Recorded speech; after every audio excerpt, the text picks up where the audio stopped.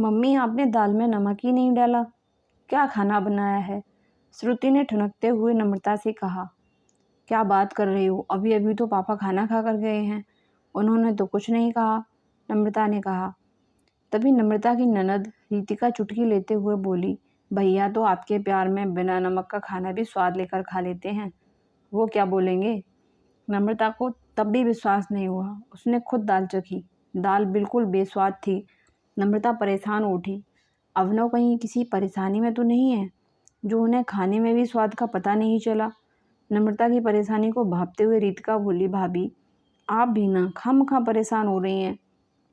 आप दोनों हर वक्त एक दूसरे के लिए परेशान रहते हो, बिना बोले ही एक दूसरे के मन की बात समझ जाते हो, परेशानी भाप जाते हो। आप परेशान या शर्मिंदा ना हो इसलिए भैया ने कुछ नहीं कहा होगा।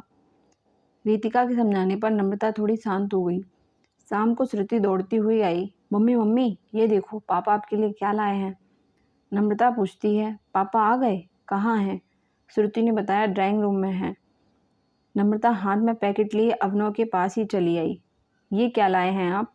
अवनव अखबार पर नज़र गड़ाए हुए ही बोले, यह एक मशीन है, इससे प्याज, गाजर, गोभी और भी सारी सब्जियां बहुत आराम से कट जाती हैं। तुम्हें इससे रसोई का काम करने में बहुत आराम होगा, इसलिए ले लिया। कितने की आई?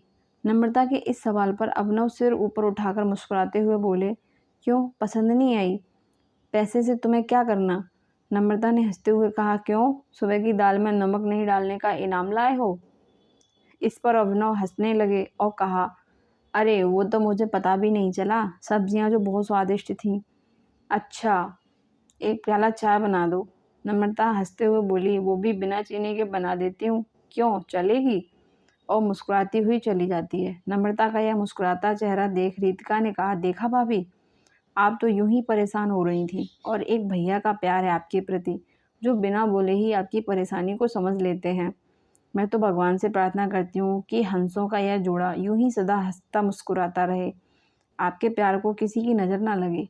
टच वुड, काश मुझे भी इतना ही प्यार करने वाला पति मिल जाए, मैं तो ख्वाबों के आसमान में पंख लगा के उड़ जाऊं।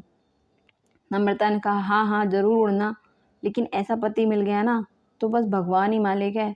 ना कभी प्यार की दो बातें करते हैं, ना कोई हंसी मजाक, बस हर वक्त पढ़ाई में ही लगे रहते हैं।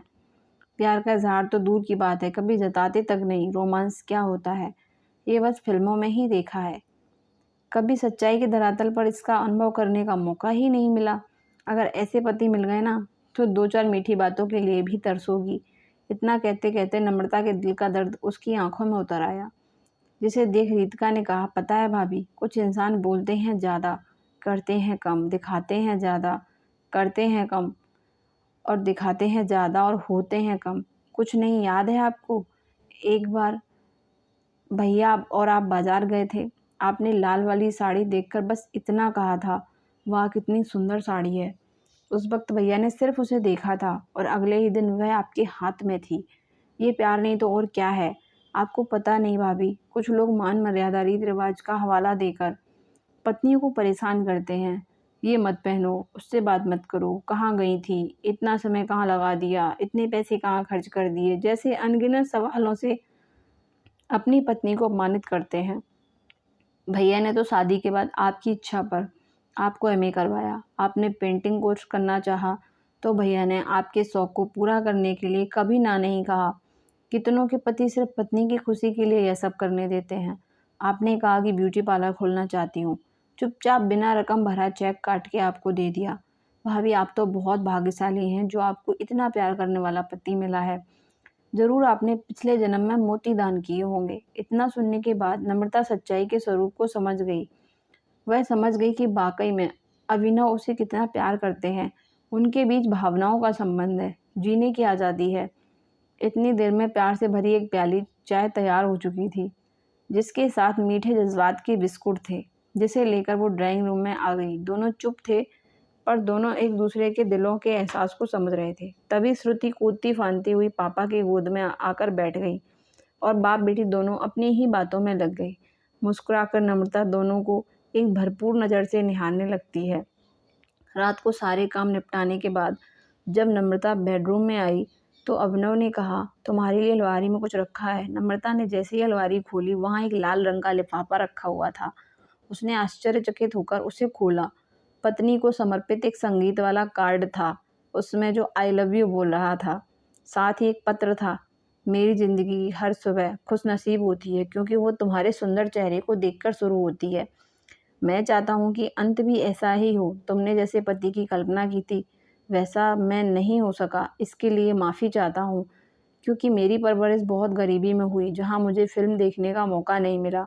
मामा के यहाँ रहकर किसी तरह पढ़ लिख कर नौकरी हासिल करने के लक्ष्य के आगे कभी कुछ सोच ही नहीं पाया, परंतु अब मैं कोशिश करूँगा तुम्हारे ख्वाबों का पति बनने की। क्या तुम थोड़ी मदद करोगी?